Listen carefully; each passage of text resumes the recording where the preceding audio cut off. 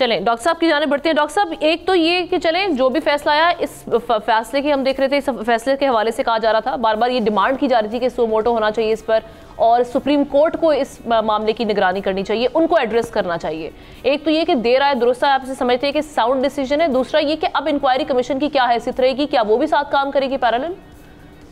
देखिए, इससे पहले भी हमने प्रोग्राम किया था और उसमें मैंने बताया था कि लीगल पोजीशन ये है कि इस्लामाबाद हाई कोर्ट एक इंडिपेंडेंट इदारा है और वो सुप्रीम कोर्ट को जो उन्होंने ख़त लिखा था उस पर सुप्रीम कोर्ट या एज ए चीफ जस्टिस जो है या सुप्रीम जुडिशल काउंसिल्स को उन्होंने लिखा, उसका वो कुछ नहीं कर सकती क्योंकि 209 डिस्क्राइब है, 189 जो है वो डिस्क्राइब है, 175/2 डिस्क्राइब है। अब आते हैं, एक तरीक़ेकार था कि सुप्रीम कोर्ट जो है, जो committee practice and procedure act जिसका हवाला भी दिया गया, उसके तहत जो है वो अपनी पावर्स को चीफ जस्टिस ने सो मोटो के लिए कमेटी को दिया था और एक ऑलरेडी एप्लीकेशन भी सुप्रीम कोर्ट में जा चुकी थी कि इस खत को के ऊपर एक्शन लिया जाए। तो पिटीशन 184(3) के तहत तो सुप्रीम मियां दाऊद साहब की आप जी दाऊद साहब की बिल्कुल। दूसरी जो इम्पोर्टेंट बात है वो ये है कि जी सो मोटो कमेटी ले सकती थी, लेकिन मैं आपके सुनने वालों को ये बता दूं कि जनाब तसद्दुक हुसैन जिलानी साहब ने माजरत पहले की है। उन्होंने इस कमेटी का, इंक्वायरी कमेटी का जो कमीशन, जो मेरी इत्तलात है, हो सकता है मैं गलत हूँ, लेकिन जो मेरी रिलायबल सोर्सेज से इत्तला है, बहुत करीबी ज़राए उनके ये कह रहे हैं कि उन्होंने माजरत कर दी थी और उसके बाद सुप्रीम कोर्ट के पास कोई ऑप्शन नहीं था कि वो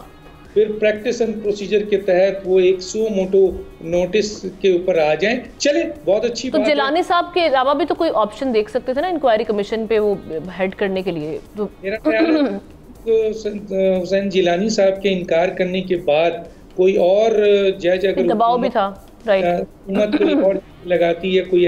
ऐसा फैसला करना चाहती, तो उनकी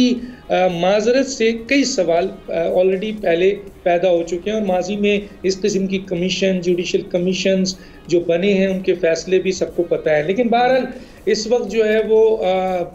सुप्रीम कोर्ट ने अज खुद नोटिस ले लिया है। अज खुद नोटिस के बाद सुप्रीम कोर्ट, अच्छा उससे पहले भी इन्होंने जो है फुल कोर्ट किया,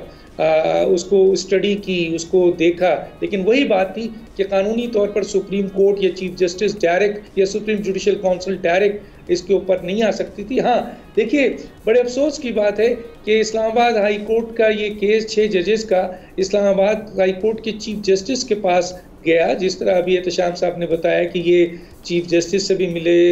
और प्रोविंशियल हाई कोर्ट की चीफ जस्टिस से मिले, बल्कि 12 फरवरी 2024 को बाज़ाफ्ता एक लेटर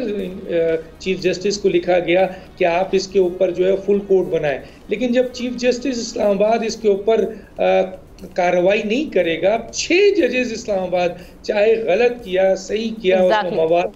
नहीं था, सबूत थे नहीं थे, लेकिन वो उनकी पोजीशन ये थी कि वो 6 जजेस इस्लामाबाद कोर्ट के अगर वो अलग हो जाते हैं तो फिर इस्लामाबाद हाई कोर्ट कहाँ खड़ा होता है। तो चुनांचे मैं समझता हूँ कि ये बहुत बड़ी लापरवाही, कोताही की गई chief justice Islamabad high court की तरफ से। उनको फुल कोर्ट अगर बना देते तो आज ये मसला नहीं होता, लेकिन बहरहाल अब क्योंकि फेस सेविंग का मामला है बहुत बड़ा और फेस से ज्यादा अब इस बात का है कि सुप्रीम कोर्ट ने इसके ऊपर अज खुद नोटिस लिया है और एक बेंच भी शायद बना दी है और इस बेंच के अंदर अब देखते हैं कि क्या वेडनेसडे से जी समाअत होगी, हियरिंग। बिल्कुल सही है। सब्सक्राइब करें और बेल दबाएं ताकि कोई खबर रह न जाए।